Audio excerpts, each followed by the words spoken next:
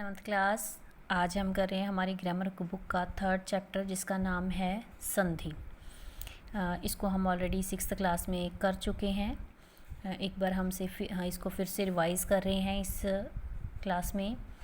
और जैसे कि आपको इसका मीनिंग तो क्लियर हो रहा है कि संधि का मीनिंग क्या होता है, जोड़ना।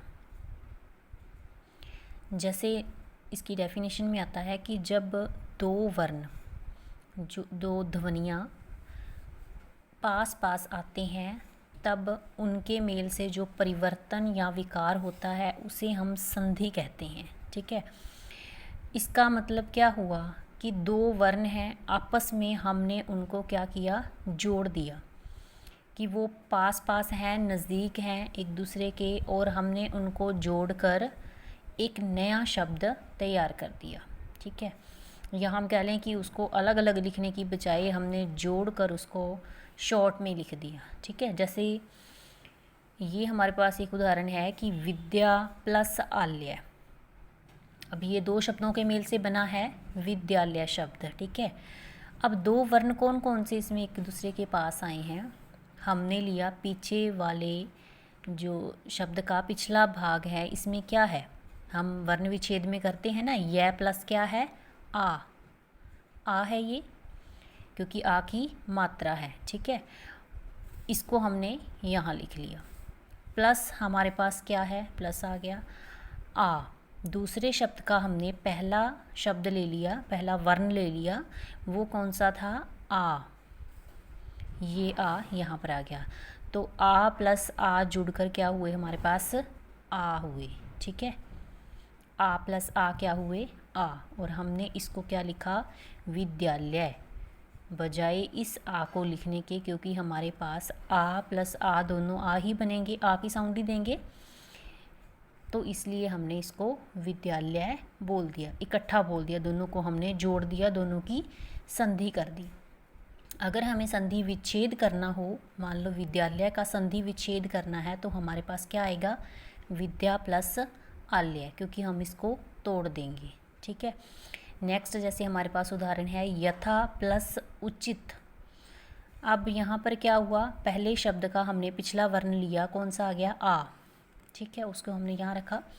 दूसरे शब्द का क्या आया, ऊ, तो इसको हमने दोनों को जब जोड़ेंगे, आ प्लस ऊ, तो ये हमारे पास क्या साउंड देगा, क्या आवाज़ देगा, ओ की साउंड देगा। ठीक है, क्या बनेगा ये, यथा प्लस उचित, यथोचित। उसी ये अलग अलग संधियों के उदाहरण हैं। उसके बाद आगे आया हमारे पास उत प्लस ज्वल।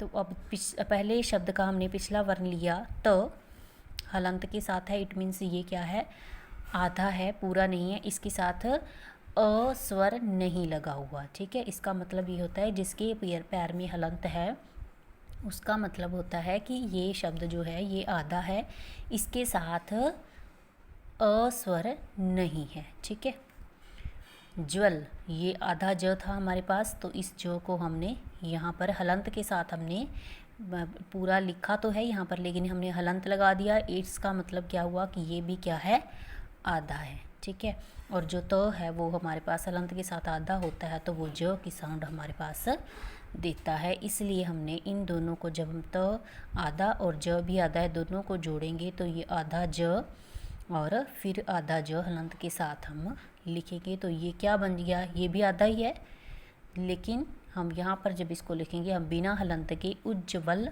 लिखेंगे। ठीक है, उसके बाद आया हमारे पास दू प्लस हमारे पास क्या है, विसर्ग। ये बिंदियाँ दो विसर्ग होती हैं हमारे पास। इसमें क्या आया, पहला शब्द भा।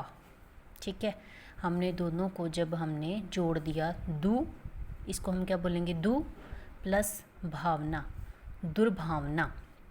ठीक है, तो ये जो विसर्ग है हमारे पास र की साउंड देगा, हम इसको जोड़कर क्या बन जाएगा, विसर्ग प्लस भा, भा प्लस र। ठीक है, ये र होता है, तो ये र की साउंड देगा जो विसर्ग है, और प्लस इसके साथ क्या था हमारे पास, भा, वो वैसा ही रहेगा। तो ये अलग अलग संधियों के उदाहरण हैं, अब हम इनको डिटेल में करेंगे। ठीक है, अब देखो यहाँ पर संधि विच्छेद करके एक उदाहरण दिया गया है। जैसे मैंने आपको इसका बताया था कि अगर हम विद्यालय का संधि विच्छेद करेंगे तो विद्या प्लस आलय बन जाएगा, उसी प्रकार इसका क्या बनेगा, रजनीश का हमने संधि विच्छेद किया, रजनी प्लस ईश। सूर्योदय का किया, सूर्य प्लस उदय। देवेंद्र, देव प्लस इंद्र। अत्यधिक, अति प्लस अधिक। उसके बाद आते हैं हमारे पास संधि के भेद। तो संधि के 3 भेद होते हैं, स्वर संधि, व्यंजन संधि, विसर्ग संधि। स्वर संधि सबसे पहले हम कर रहे हैं।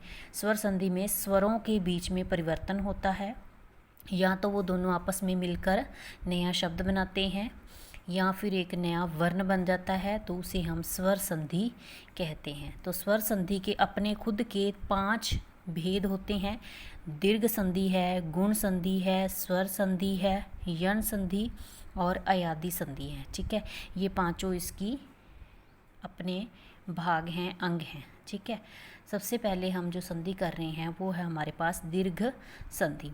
दीर्घ संधि जब ह स्वर और दीर्घ स्वर के बाद ह स्वर या दीर्घ स्वर आए तो दोनों के मेल से दीर्घ स्वर हो जाएगा। ठीक है, हमने किए थे पहले अस्वर दीर्घ स्वर। ठीक है, और इस प्रकार इन दोनों के मिलने से क्या है, कहते हैं दीर्घ स्वर, मतलब लंबी आवाज़ ही आएगी, बड़ी आवाज़ ही आएगी। कौन सी बड़ी ध्वनि आएगी वो हम आगे इसमें देखते हैं।